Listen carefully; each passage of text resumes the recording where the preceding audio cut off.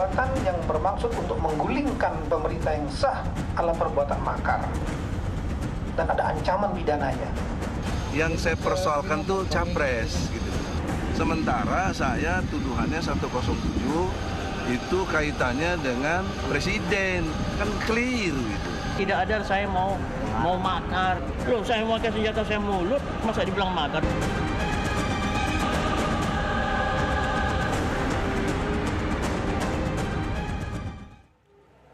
Selamat malam, dua sisi menemui Anda pada minggu ini. Dalam beberapa hari terakhir, kita banyak mendengar kata makar berseliweran. Dan kemudian kata makar itu dilekatkan pada beberapa nama yang kemudian harus menghadap ke polisi untuk diperiksa di sana. Sebut saja nama Kiflan Zain, nama Egy Sujana, dan beberapa nama lainnya. Apa yang terjadi dengan kata makar tersebut? Apakah ada pergeseran nama tetap seperti itu atau apa yang dilakukan oleh beberapa orang itu bisa dilabelkan sebagai makar? Kita akan diskusikan pada malam hari ini dengan beberapa narasumber yang sudah ada. Namun sebelumnya kami ajak Anda untuk melihat tayangan berikut ini.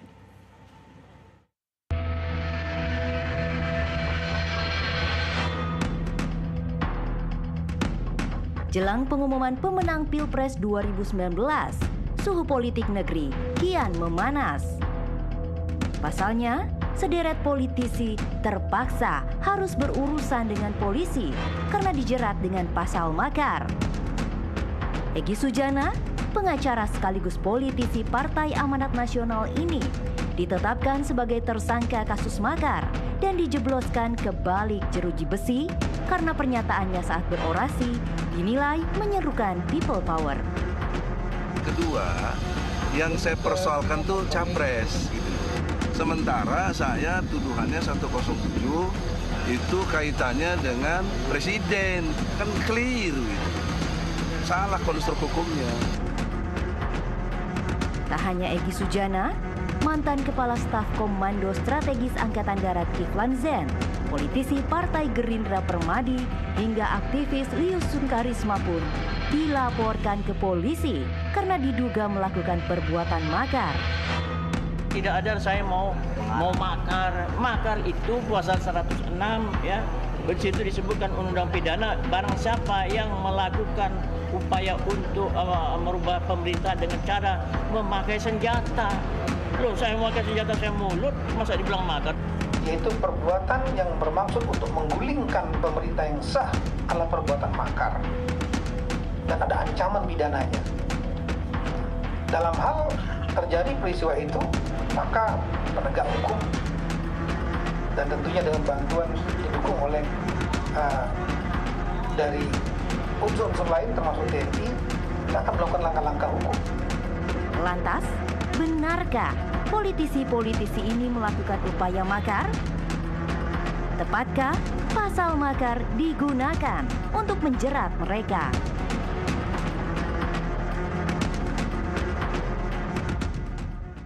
Saya yakin kita perlu dicerahkan untuk mendengar pernyataan-pernyataan dari para narasumber tentang arti makar. Apakah tetap seperti yang dimaksud oleh Pak Kiflan Zain atau kira-kira yang dimaksud oleh Kapolri Pak Tito mengatakan bahwa makar sudah terlihat dengan nama-nama yang sudah diperiksa sekarang. Ada Pak Abdul Fikar Hajar dari staf pengajar hukum pidana di Trisakti. Terima kasih bersama kami. Ada penasihat hukum Egy Sujana, Pak Pitra Romadoni, dan Kiflan Zain, Pak Egy dan Pak Kiflan berdua ya. Ada Pak Saur, beliau adalah praktisi hukum. Terima kasih bersama kami. Dan ada pensiunan bintang 2 Polri yang kini adalah dosen ahli ilmu kepolisian dari UI, Pak Benny Mamoto. Terima kasih telah bersama kami. Nah, kalau kita berusaha untuk mengerti maksud makar itu sendiri, saya ingin dengarkan pandangan dari Bung Pitra. Sedikit sekali waktu Anda untuk menjelaskan apa yang dilakukan oleh Pak Egy di kepolisian, kok beliau begitu berapi-api untuk mengatakan saya tidak makar, padahal tuduhannya keras sekali itu. Baik, terima kasih Mas Imjarto. Di sini perlu saya jelaskan konteks makar yang dimaksud oleh klien kami ini adalah unjuk rasa ataupun protes dalam pengertian people power seperti itu. Jadi makar itu kalau dalam KUH pidana adalah berupa serangan atau bahasa Belandanya anslag. Jadi serangan terhadap pemerintah itu tidak ada dilakukan oleh klien kami. Tidak dengan ada kata-kata. dengan kata tidak ada upaya untuk menggulingkan pemerintahan yang sah. Justru ini salah penafsiran. Karena apa? Karena yang dipermasalahkan Egy Sujana itu adalah capres, kapasitas capres, calon presiden, bukan sebagai presiden. Ini kan dalam masa pemilu. Jadi salah penafsiran ataupun keliru kalau dituduh klien kami ini melakukan makar. Jelas. Kalau Pak Egy, kalau Pak Kiflan menurut Anda? Kalau Pak Kiflan saya rasa dia kan ada permasalahan yang dilaporkan oleh pelapor itu karena kata-kata merdeka tadi kan gitu. Pak Kiflan menyatakan merdeka, kita akan merdeka pada tanggal 9 Mei kan gitu. Nah, jadi saya rasa kata merdeka ini adalah salam kebangsaan dari Soekarno. Dan itu hal yang biasa diucapkan. Jadi saya menduga terhadap laporan-laporan kepada klien kami ini adalah suatu hal yang keliru ataupun suatu kepanikan. Jadi menurut Anda dua klien Anda tersebut adalah orang-orang yang bebas melakukan perbincangan itu dan tidak bersalah? Kebebasan berpendapat itu sudah jelas diatur dalam Undang-Undang Nomor 9 Tahun 1998 tentang kemerdekaan hak menyatakan pendapat. Jadi konteks Bang Egy Sujana ataupun Kiflan Zen itu adalah suatu pendapat. Dan pendapat ini sudah jelas juga diatur pada Undang-Undang Dasar 1945, tepatnya pada pasal 28E ayat 2 dan 3. Bebas untuk berekspresi, bebas untuk berpendapat, bebas berserikat ataupun berkumpul. Pak Benny Mamoto, Anda pernah jadi kepala unit keamanan negara di Barreskrim, betul ya? Betul. Memandang arti kata makar yang dilabelkan pada Pak Kiflan, pada Pak Egy, padahal mengatakan ini bebas berpendapat. Iya. Jadi mungkin saya menyampaikan ilustrasi dulu ya. Kiranya ini juga nanti bisa menjadi bahan diskusi kita. Teman saya itu cerita ke saya, memang lucu, tapi buat saya maknanya dalam sekali. Dia bilang gini, Ben, anak gue bilang masih kecil, Pak, ayo ikut people power. People power. Bilang people R aja power, belum, ya? bilang R aja belum bisa. Papanya bilang, kamu ngucapin huruf R aja belum bisa, kok pakai ngajak-ngajak? Dialog terjadi di rumah antara anak dan orang tua, nggak ada dampak. Ketika kata itu diucapkan oleh seorang politisi, pejabat, tokoh masyarakat di depan publik yang sedang terprovokasi, sedang marah, sedang tidak puas, sedang gelisah dan sebagainya, berbeda dampaknya. Oleh sebab itu, ketika kami menyidik, kami tidak hanya kaku bicara masalah terminologi makar, tetapi kita lihat unsur-unsurnya. Saksi-saksi kita panggil, alat buktinya kita lengkapi, ahli juga kita panggil, bagaimana untuk memberikan pendapat dan sebagainya, sehingga nanti dari penyidikan itu harus ada filter lagi oleh JPU. Nggak memenuhi unsur atau pasalnya salah, balik. Tapi kan itu masih di pengadilan, sementara dalam pemeriksaan. Bukan, sampai di kejaksaan pun bisa balik. Tidak P21. Kemudian dari pihak lawyer bisa ada upaya lain, pra peradilan. Sebelum sampai ke situ, ketika mengatakan bahwa people power itu adalah sebuah hal yang dianggap negatif oleh penyidik misalkan, tapi ini mengatakan itu bebas berpendapat, apa sikapnya? Begini, ini ilustrasi kedua. Saya termasuk korban medsos.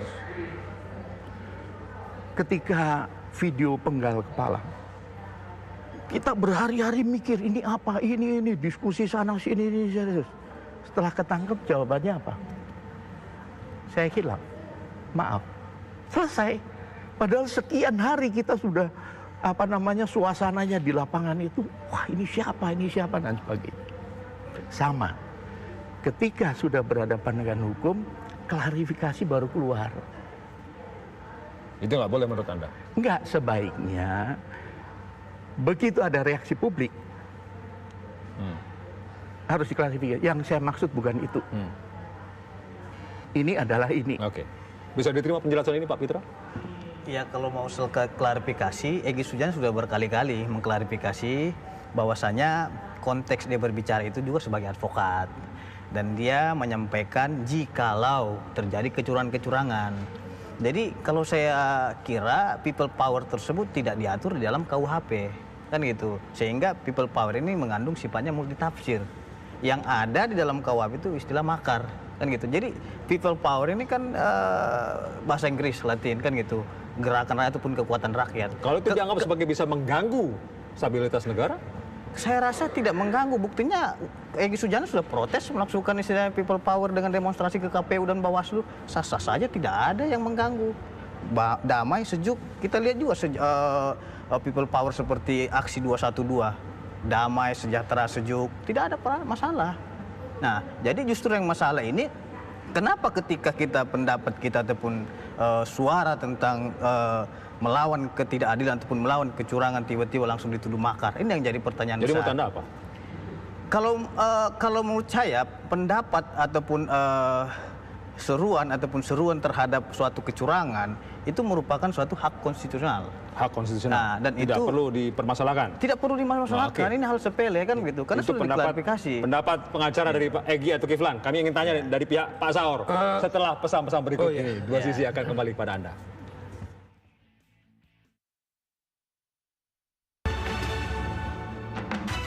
Apalagi sudah ada bahasa-bahasa akan menjatuhkan pemerintah, itu pasal 107 KUHP jelas sekali tegas. Inilah undang-undang yang dibuat oleh rakyat.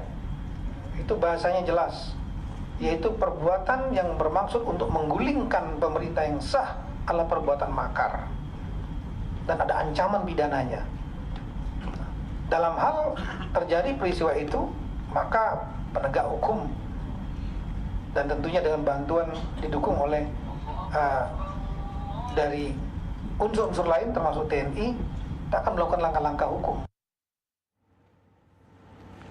Pak Benny Mamoto mengatakan atas dasar menjaga keamanan negara maka makar itu perlu dilekatkan kepada nama-nama yang kemudian dianggap mengganggu negara. Tapi Pak Pitra mengatakan bahwa ini ada urusan politis di situ. Pak Saur ada komentar? Pertama saya kira klarifikasi dulu soal pertanyaan adinda saya, adik saya ini, Saudara Pitra mengatakan bahwa Saudara Egy Sujana menjalankan sebagai seorang advokat. Apa arti advokat? Advokat seseorang yang memberikan jasa hukum di dalam dan di luar pengadilan. Tentu pekerjaannya adalah bisa mendampingi, bisa memberikan nasihat. Pertanyaannya adalah, karena ini mencederai saya kira.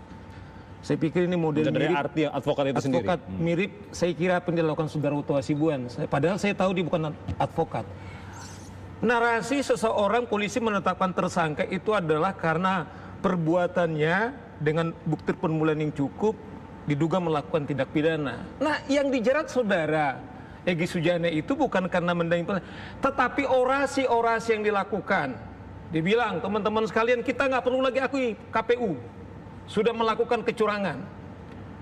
Oleh karenanya kita duduki aja dan langsung aja kita angkat, yaitu Saudara Prabowo. Ini jelas sudah merongrong daripada negara. Seperti Pak Benny mengatakan, akibat perbuatan-perbuatan tersebut, Mas Indra Anda tahu, ada sampai anak muda untuk membacok presiden. Bahkan salah satu sekarang juga yang viral, ada yang mengaku Danjen Kopassus dengan secara terang benderang mengatakan, tanggal 22 kita buktikan kita akan kuasai beberapa lapis. Pastikan polisi takutlah sama kita dan tentara tidak akan berani sama kita. Mas Indri, apakah ini sudah tidak mengancam? Oleh karena itu saya kira polisi tidak akan pernah gegabah menetapkan ini karena ini sangat sensitif. Oleh karena itu saya misalnya mengajar.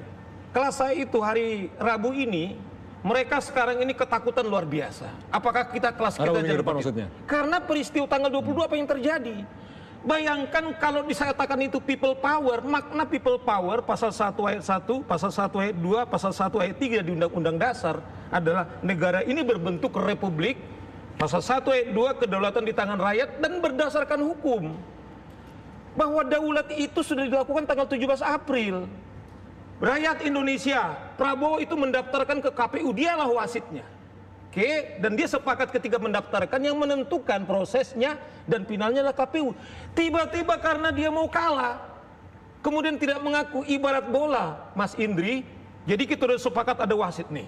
Nah, begitu sudah wasit bilang gol, gua nggak mau gol katanya. Coba bayangkan Mas Indri bagaimana kacaunya republik ini. Saya bayangkan imajinasi seperti ini. Satu saat saya akan sah jadi punya istri karena hukum yang mengatakan itu istri saya. Adalah seorang pria melihat, ih istri Pak Saud itu cantik. Ini buat saya, karena saya senang sama dia. Kira-kira gitu, padahal hukumlah yang menentukan itu istri saya. Tiba-tiba orang karena senang membuat. Inilah yang sekarang terjadi. Bagaimana kacaunya Republik ini kalau pendapat seperti itu. Kalau people power itu adalah ajakan, tapi tanpa kegiatan, apakah itu bisa dilekatkan? Nah makanya itu kan, ayo kalian berani apa enggak? Tadi Mas Indri tidak putar aja, kalian berani enggak katanya kan? Kita berani, makanya semua sekarang seperti dibilang Pak Beni tadi, anak kecil saja sama dengan murid-murid kita ketakutan yang sangat luar biasa sekarang ini. Apakah itu tidak mengancam negara? Dan dikatakan Prabowo setelah dilantik dan terakhir seperti Fitri. Dan ini Prabowo juga kemarin konpres. Udah, nggak kita akui lagi apa hasil KPU karena curang. Pertanyaannya adalah, apakah Prabowo calon presiden yang dia sendiri mengklaim, kemudian menyimpulkan curang apa tidak? Curang itu adalah di MK, bukan dirinya sendiri, Mas Indri. Silakan, Betul. Jadi saya rasa kita santai saja menjawabnya. Karena apa? Kalau berbicara kekacauan, mana kekacauannya? Tidak ada kekacauan. Ini kita harus lihat teori conditio sine qua non, sebab akibat dari suatu ucapan dan perbuatan. Nah, di dalam konteks permasalahan tadi, kita harus kembali kepada KUHP. Kan gitu, kita harus berbicara dasar pasal. Di dalam pasal 104 KUHP, pasal 106 KUHP, pasal 107 KUHP, dan pasal 110 KUHP, yang dikategorikan makar itu harus memenuhi unsur. Saya katakan, ada unsurnya di situ? Iya, unsur yang harus terpenuhi. Ini saya sebut ya. Yang pertama, adanya upaya untuk menggulingkan pemerintahan yang sah, satu. Yang kedua, adanya upaya untuk membunuh presiden. Yang ketiga, adanya pengerahan massa setengah dari wilayah Republik Indonesia. Kan gitu. Jadi saya rasa terhadap unsur-unsur dalam pasal 104 tidak terpenuhi. Karena apa? Karena istilah makar ini adalah serangan. Serangan apa? Kita juga tidak punya senjata. Yang dibawa oleh Bung Peter tadi dikatakan seperti ini. Iya. Jadi menurut Anda bahwa pernyataan Bung Sai tadi ini kan makar dengan maksud untuk membunuh ataupun merampas kemerdekaan. Apa yang dibunuh? Egy Sujana Kiflan Zain itu hari ini tegas menyatakan pendapat terhadap kecurangan-kecurangan yang terjadi. Walaupun dengan mengajak people power untuk menduduki dan sebagainya yang bisa mengganggu keamanan negara. Ini harus kita dudukkan bersama. Dalam konteks di sini kan dimintai pendapatnya. Ini kan Egy Sujana berbicara pada tanggal 17 April di Kartanegara itu, ini kan bergantian. Bagaimana pandangan Anda? Ataupun silakan berbicara. Contohnya, kita ini kan tidak ada istilahnya untuk bermufakat atau musyawarah terhadap ini. Siapapun yang datang itu hadir. Kan begitu, bukan di setel untuk acara tersebut. Kan harus diatur nggak seperti itu. Maksudnya? Dia kemudian orasi di depan publik, apakah itu namanya mereka orasi, kemudian Egy itu kemudian menghasut, itu yang saya bilang tadi. Bang Saur bukan menghasut, ini saya luruskan. Nah, sebentar dulu. Bahkan Anda berani apa tidak? Nah, oleh karena itu yang saya tahu pasal yang digunakan kepada saudara Egy Sujana itu salah satu ada pasal 117. Makar dengan masuk untuk menggelingkan pemerintahan diancam dengan pidana penjara paling lama 15 tahun. Nah, ini dari formil. Artinya adalah upaya saja itu sudah ada, tidak harus. Sebab kalau sudah negara ini runtuh, lain lagi pasalnya itu. Baik, kita dengar dulu Pak Fikar, kasihan habis ini. Pak Fikar, silakan. Gini, ya, sebenarnya nggak ada definisi makar di dalam KUHP itu. Karena kalau dilihat pasalnya, ada 3. Makar terhadap membunuh presiden, makar bukan mengerahkan massa, bukan. Makar memisahkan diri, makar terhadap wilayah. Itu biasanya di Papua biasanya itu pasal-pasal itu. Yang ketiga adalah makar menggulingkan pemerintahan yang sah. Gitu. Oke, ini pasal ada di KUHP. KUHP itu tadi ada yang sempat keliru sebenarnya. KUHP itu peninggalan Belanda. Kita ini cuma pakai aja sampai sekarang belum ada KUHP. Artinya paradigmanya adalah paradigma zaman dulu gitu. Sebelum lahirnya Undang-Undang Dasar 45 yang hasil reformasi, ya, biasanya dilihatnya seperti itu. Nah, kenapa? Orang ngomong penggantian presiden itu sah, ada 2 momen yang halal kita ngomong soal penggantian presiden. Yang pertama pasal 7A konstitusi kita itu ngomong soal cara-cara pemakzulan presiden. Boleh itu. Nah, kemudian yang kedua pemilu pasal 22. Boleh kita ngomong di situ soal pemakzulan presiden. Nah, karena itu kemudian Mahkamah Konstitusi pun dia tetap aspiratif gitu. Ketika ada orang menggugat, ini ada loh pasal penghinaan terhadap presiden. Bagaimana kalau ini diterapkan nanti orang nggak bisa menggunakan pasal 7A. Artinya ketika orang mulai memproses mau ada pemakjulan, langsung dipakai pasal 134, 136, 137 dianggap menghina. Itu dibatalkan oleh Mahkamah Konstitusi. Salah satu alasannya adalah supaya pasal ini tidak digunakan oleh presiden untuk memberangus. Tapi kembali tentang pernyataan people power tadi jadi makar. Kembali ke makar, yang ingin saya katakan adalah tadi ya, makar itu tidak ada artinya yang pasti di dalam KUHP. Sebenarnya itu bahasa Arab sebenarnya. Artinya tipu daya, ya. Wa makaru wa makrullah dan seterusnya gitu ya. Tapi ya, itu terjemahan dari bahasa Belanda anslah, penyerangan. Tadi sudah disinggung. Ya tadi sudah singgung ya. Nah kemudian itu mestinya yang dipakai istilah itu. Nah kalau penyerangan itu artinya kata kerja. Jadi menurut Anda apa yang dilakukan polisi atau yang dipengerti Pak Saur nggak tepat? Apa yang disampaikan? Kalau menurut saya sampai terpilihnya presiden baru secara ini penerapan pasal itu belum tepat. Kalau menurut saya. Tapi begitu nanti orang masih boleh berwacana soal pergantian presiden sampai ada putusan. Pak Saur masih nggak sabar. Tapi saya mau dengar Pak Edi dulu. Kita break dulu aja mending. Habis ini sambung lagi. Kami akan kembali. Ini pernyataannya masih seru untuk didengarkan.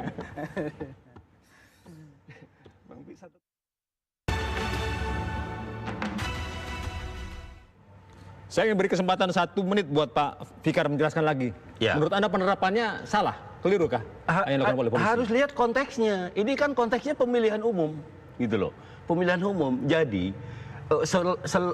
semua wacana, semua diskursus mengenai penggantian presiden itu harus ditempatkan di sana sebagai urusan demokrasi, pemilu, bukan urusan mengganti negara, kekuasaan sebagainya. Ketika ada presiden yang sudah terpilih secara tetap, masih begitu juga, silakan. Baru boleh. Diterapkan. Benny Mamoto boleh komentar.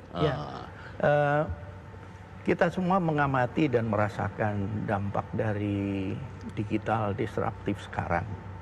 Apa yang terjadi di masyarakat, hoax bersebaran, provokasi bersebaran, fitnah dan sebagainya. Masyarakat tidak lagi menggunakan hati, menggunakan rasa. Nilai-nilai sudah berubah semua.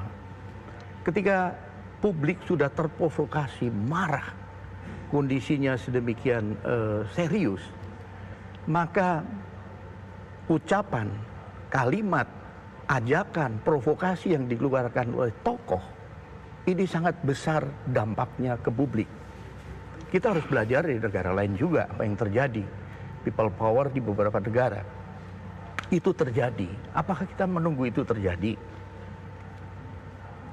Ketika itu sudah diklarifikasi, misalnya habis ngomong ada reaksi, diklarifikasi, mungkin lain. Publik langsung, oh maksudnya itu. Kan ini tidak. Setelah masuk proses hukum baru keluar klarifikasi. Bukan karena telinga yang sangat tipis, sehingga kalau ada omongan kayak itu langsung saja sikat gitu nggak? Bukan, karena aparat ini kan bekerja di satu sisi selaku penegak hukum, tetapi dalam konteks menjaga Kamtibmas, ada unsur dari intelijennya, ada unsur dari Babin Kamtibmasnya yang memantau perkembangan masyarakat di bawah, informasi masuk. Ini semua menjadi bahan pertimbangan pimpinan ketika akan mengambil langkah. Apa langkah strategis yang harus dilakukan? Apa langkah cepat yang harus dilakukan? Tangkep. Contoh tadi, yang kata penggal. Kalau itu nggak cepat ketangkep dan terklarifikasi, maka kata penggal akan digunakan di mana-mana. Pak Edi, gini, saya setuju apa yang dikemukakan oleh Pak Benny, ya. Coba begini, maksud saya boleh diterapkan pidana itu, omongannya yang mengakibatkan ada kerugian di masyarakat dan sebagainya, boleh, tapi jangan pakai makar gitu loh, maksud saya itu. Pakai apa dong? Loh, ada undang-undang ITE, ada undang-undang. Tapi kan itu bicara depan publik. Iya, ada itu undang-undang kita komplit. Ya, kita itu punya undang-undang komplit, termasuk ujaran kebencian dan sebagainya yang menimbulkan kekacauan. Itu oke, it's okay gitu.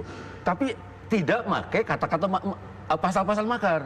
Gitu. Karena itu konteks sosialnya memang lagi seperti itu gitu. Saya setuju ada penindakan pidana umpamanya. Ujaran seseorang tentang membangkitkan semangat segala macam, boleh, nggak ada masalah, itu proses hukum gitu. Tapi bukan makar kalau menurut saya. Tapi ketika sudah ada, susahnya kan begini, peserta capresnya ada petahana.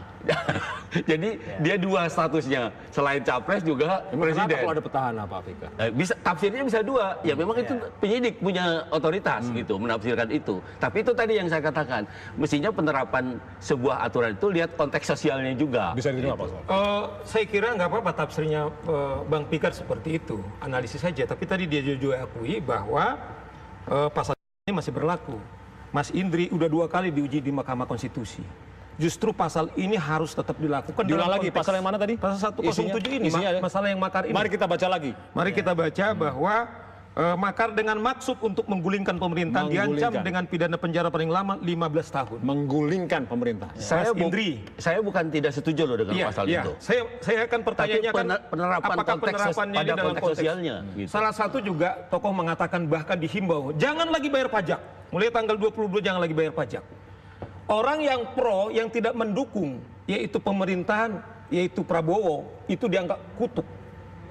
Ini apakah ini bukan sudah merongrong wibawa daripada negara? Coba bayangkan kalau ini diizinkan Mas Indri, kemudian rakyat mengikuti. Bagaimana kacaunya kemudian 60 juta, 70 juta tanpa 80 juta, 150 juta memilih itu yang telah gampang. menggunakan yang menggunakan haknya.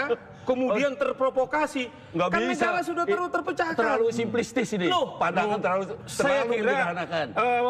Bang Fikar yang terlalu naif adalah, saya kira Fikar yang naif mengatakan simplitis. Bagaimana sekarang pemerintahan coba kita bayangkan di dalam konteks ujian Mahkamah Konstitusi, salah satu adalah justru inilah membuat kemudian negara daulat yang dibilang tadi itu kemudian terlindungi adalah kalau memang negara itu harus melindungi. Karena hukum itu mengatur pribadi antar golongan dan juga negara. Saya salah tidak satu adalah negara ini. Saya tidak persoalkan eksistensi pasal makar, saya tidak persoalkan.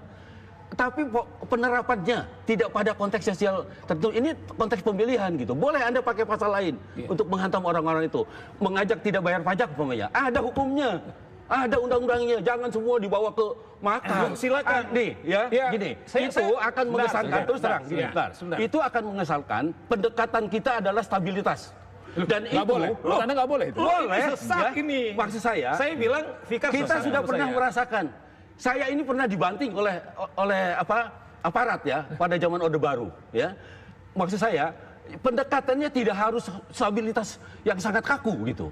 Ya, kita ini demokratis. Iya, silakan. Jadi harus ada bilang simplitis. Saya kira sangat. Maksud saya Fikar jangan bilang simplitis. Anda punya analisa tapi jangan bilang simplitis. Apa-apa dimakarkan. Apa-apa dimakarkan. Nggak Anda bisa kan akui juga.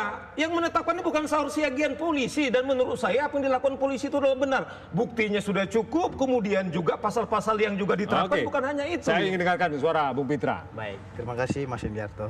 Jadi kan kita harus lihat dari segi hukumnya. Bahwasanya makar ini kan adalah delik umum, bukan delik aduan, karena berupa serangan, kan begitu. Konteksnya kita jangan terlepas daripada serangan tersebut, kan gitu. Nah, di dalam di dalam pasal yang disebutkan oleh Bang Saur Siagian tadi dengan maksud untuk menggulingkan pemerintah, kan begitu. Ini kita sedang dalam tahapan pemilu, kan begitu. Seyogianya saya kira penerapan pasal yang kan ada undang-undang pemilu. Nah, pandangan beberapa pakar juga banyak terhadap permasalahan ini. Jadi terhadap kita undang hukum pidana ataupun tuduhan makar terhadap klien saya, Egy Sujana maupun Kiflan Zen itu hal yang keliru. Karena apa? Karena tidak ada serangan kepada presiden. Tidak ada serangan, tapi membuat banyak publik merasa terganggu dengan itu. Mana yang terganggu? Tidak ada yang terganggu. Buktinya, kalau di media sosial begitu? Kalau terganggu itu sudah ada perang-perangan kita, sudah ada pukul-pukulan. Harus ada aktivitas dulu menurut Anda? Makanya kan kita harus lihat asas legalitas dalam pasal 1 KUH pidana. Kan gitu. Nah, konteks dari pembicaraan makar tadi, saya juga istilahnya ingin kritisi sedikit. Sebenarnya tersangkanya Egy Sujana itu berdasarkan laporan saudara Suryanto, kan itu. Saudara Suryanto ini kan melaporkan dengan dasar pasal 160 KUH pidana, yaitu menghasut. Seharusnya yang dipertanyakan kepada klien kami Egy Sujana adalah pasal menghasut ini yang diminta pertanggungjawabannya, bukan makar. Apa kalau makan roti Egy Sujana mau katanya, makan roti bakar gitu. Kok terjadi perubahan itu? Iya. Kira-kira bagaimana menjelaskannya itu? Ya, jadi bukan berarti Pak Ben bertanggung jawab, tidak, dia bisa menjelaskan dari kacamata ketika polisi. seseorang melapor datang ke tempat pengaduan, diterima oleh petugas, didengar keterangannya, di situ petugas nanti melihat, mengevaluasi, menganalisa, oh ini pasal ini. dalam tindak lanjutnya ke penyelidikan, setelah penyidik menangani mengumpulkan bukti lain ini pasal bisa bertambah. Sering terjadi. Tapi tidak menghapus pasal laporan utama kan? Nah, itu nanti dievaluasi penerapannya, karena nanti ketika keluar surat perintah itu sudah berlaku pasal yang baru. Berbeda pasalnya. Iya. Penerapannya juga berbeda. Dan yang nanti oleh yang Pak harus Fikar tadi itu. dibuktikan yang disangkakan itu. Walaupun pada saat penerapannya kayaknya nggak pas dengan situasinya kan begitu. Karena mungkin ketika terima buktinya belum dibawa, ataupun mungkin ada beberapa kelengkapan belum, atau saksinya mungkin bahkan kan ada yang ditolak setelah itu, karena setelah lihat oh nggak cukup bukti. Itu sepenuhnya hak penyidik. Dan itu ada proses. Dengan Perkap 14 tahun 2012, penyidikan jauh lebih tertib, jauh lebih terawasi, ada wasidik pengawas penyidik segala macam, sehingga kita yakini bahwa proses yang dilakukan itu dalam koridor hukum. Begitu ada pelanggaran sudah ada. Itu dipandang negatif oleh Pak Fikar atau Pak Fitra? Itu nggak ada masalah, itu biasa. Kami selalu memang kalau sudah berhadapan itu memang harus begitu, Pak. Tim asistensi Menko Polhukam yang terdiri dari sekian banyak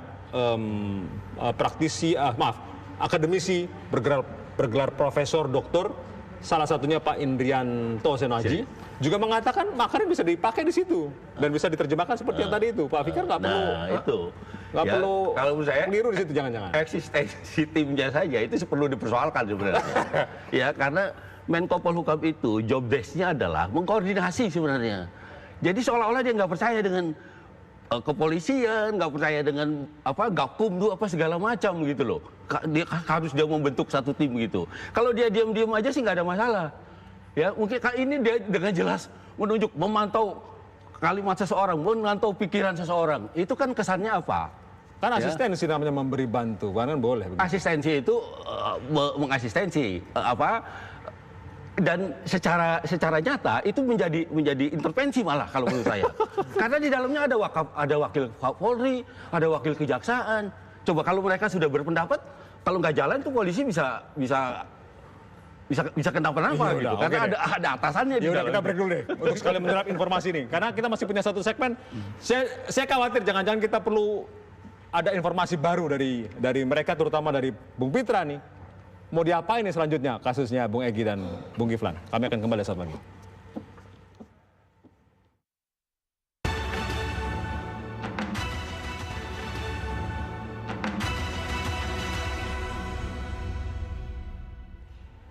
Kembali ke dua sisi.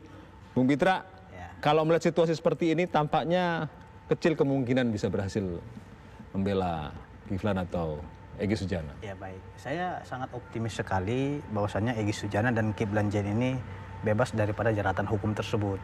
Karena apa? Karena dari segi pembuktian, bahwasanya saya menilai dari segi hukum saja itu tidak terpenuhi, kan begitu. Karena apa? Kalau kita kaji terhadap penetapan tersangka Egy Sujana itu adalah wewenang ataupun ranahnya pengadilan. Karena hakimlah yang bisa menentukan seseorang itu bersalah atau tidaknya, kan begitu. Kalau konteks penetapan tersangka ini sudah kita ajukan permohonan pra peradilan ke Pengadilan Negeri Jakarta Selatan. Karena apa? Dengan dasar ada 4 poin. Yang pertama yaitu beliau adalah selaku tim advokasi Badan Pemenangan Nasional, dan hari ini juga Kongres Advokat Indonesia selaku organisasi advokat telah menyurati Kapolda untuk dilakukan sidang etik dulu terhadap Egy Sujana. Yang kedua, terhadap permasalahan Egy Sujana ini harus kita lihat dari dua sisi. Jangan hanya melihat dari satu sisi. Kenapa saya bilang harus dua sisi? Karena ahli kita belum diperiksa sama sekali sampai sekarang. Siapa ahlinya? Ahli pidana, ahli bahasa, ahli tata negara, ahli IT. Sudah ada kita ajukan di DPP. Ya kan? Mungkin nanti kita ajak lah. Yang namanya kan gitu. Akan tetapi, itu tuh sudah ada. Akan tetapi, makanya saya bilang, ini harus kita lihat dari dua sisi. Kan gitu. Jangan hanya sisi dari pelapor saja yang dilihat. Dan saksi fakta kita kan belum diperiksa juga. Jadi makanya Anda masih yakin? Terhadap penetapan tersangka ini terlalu terburu-buru sekali. Terburu-buru? Dan terlalu dikebut saya lihat. Karena apa? Karena belum adanya pemeriksaan ahli terhadap terlapor. Oke, kita dengarkan Kami sudah suara ajukan. dari pihak polisi. Nah, terus yang ketiga, yang ketiga itu bahwasannya Egy Sujana sedang pra peradilan. Siogianya kita hormatilah persidangan ataupun pengadilan negeri Jakarta Selatan untuk memutus perkara ini. Kata Baru terburu-buru saya garis bawahi ya, dilanjutkan. Ini terburu-buru langsung dia. ditangkap kan gitu. Coba Pak Beni, kata terburu-buru ini bisa dijelaskan nggak kira-kira? Ya itu relatif sekali ya. Ya. Artinya ketika tertangkap tangan nggak usah ngitung jam lagi, udah bisa langsung dikenakan. Dalam situasi seperti sekarang ini, di mana dinamika yang terjadi di masyarakat, kondisi kerawanan begitu tinggi, dengan adanya kasus ini memang penyidik praktis harus kerja keras dan secepat mungkin menyelesaikan masalah ini. Tidak boleh bertele-tele. Tinggal nanti penjadwalannya, apakah sesuai dengan waktu yang ditentukan, apakah yang dipanggil tepat waktu atau menunda dan sebagainya, itu menjadi faktor yang kadang menghambat. Tentunya publik juga menanti jawaban hasil penyidikan ini. Ketika nanti dilimpahkan ke jaksa, jaksa menolak, Kerja lagi. kerja lagi. Tapi tanpa harus manggil kesaksian dari pihak. Nanti harus dari dua pasti dipanggil secara berimbang, penyidik pun mengajukan ahli. Walaupun sudah tersangka duluan. Nggak Biasanya- masalah. nggak Saya masalah. rasa harus permulaan fair begitu. di sini, izin Bang Benny. Saya rasa penyidik juga harus fair di sini. Karena apa? Karena kan kita sudah mengajukan surat, bahkan di BAP kita minta untuk diajukan ahli. Tapi ahli kita belum diakomodir dengan baik. Kalau makanya saya bilang ini harus dilihat dari dua sisi. Jangan langsung tiba-tiba satu sisi aja yang lihat, tiba-tiba ditersangkakan Oke, kan gitu. gimana? Inilah keadilan. Kita kan berbicara konteks Minta keadilan ya. Kita minta keadilan di Betul. negeri ini kan. begitu. Memang dalam proses penyidikan, kita tentunya kan akan dimintain pertanggung jawab. Ya. Maka kita akan mendahulukan saksi-saksi fakta, kemudian saksi-saksi ahli dari kita untuk memperkuat pembuktian, baru diimbangi nanti dari pihak tersangka.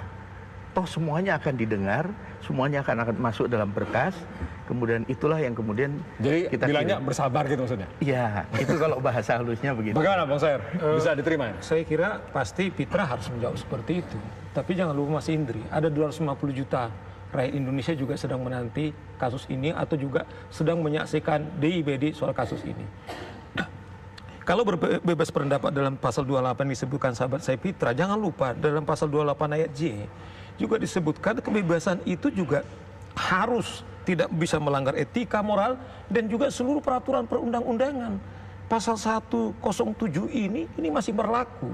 Kedua, dibilang tadi bahwa saudara Pitra mengatakan bahwa ini bisa makar kalau ada tonjok-tonjokan. Saya kira tafsirnya udah diuji oleh Mahkamah Konstitusi. Perkataan, Maksud saya tadi, ajakan, kerusuhan tadi dokumentasi. tidak ada. Makanya Begitu, jadi Bang. dia masih Jadi nggak salah menggunakan, tafsir. misalnya di Undang-Undang ITE itu udah ditafsirkan. Yang maksud saya tadi, ini belum ada wacana ataupun kerusuhan, tidak terjadi kerusuhan. Nggak apa-apa. Tidak saya bilang ada tonjok-tonjokan. Pasti Anda harus ngomong mana seperti ini. kerusuhannya? Dia bilang Kan kan begitu. ada pengacara gitu. Mana Karena kerusuhannya? ada pengacara Tidak ada seperti ini. Tapi kerusuhannya. kalau saya analisakan, Kecuali kita ini kalau bukan ada penyidik. kerusuhan, Oke. kerusuhan Kita atau belum ada serangan. menghadirkan penyidik. Dan tolong Tapi digarisbawahi, saya Bang. bilang Ini kan konteks bahwa capres kewenangan dalam daripada presiden. negara Kan ini masa juga pemilu. negara menjamin hak ajasi daripada 250 juta bangsa Indonesia. Oke. Jadi bukan berarti menafikan hak berpendapat yang tadi dibilang kliennya, tetapi mengorbankan 250 juta terlebih. Baik. Nah, satu lagi Bang, 150 juta ini saya yang telah perlihatkan. memilih. Kalau Oke, berbicara coba, people coba. power, ini ada buku Jokowi People Power dan itu tuh orbit di mana-mana pada tahun 2014. Ini kok nggak diproses? Pengarangnya ada juga, ini terus tersebar. Jadi kalau memang kita permasalahkan people power nih saya perlihatkan.